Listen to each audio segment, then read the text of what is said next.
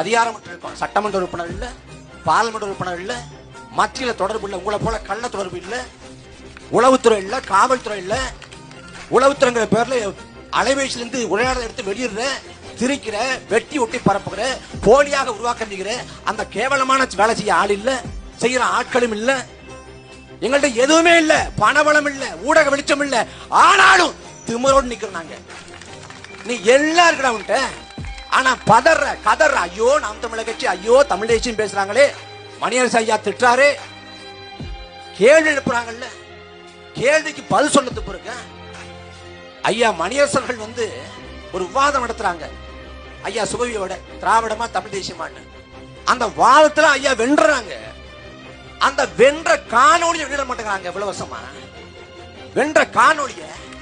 ஆனா ஐயா சுபவி சொல்லுவாங்க அறிவு நாணயம். என்ன அறிவு நாணயம்? என்ன அறிவு நாணயம்?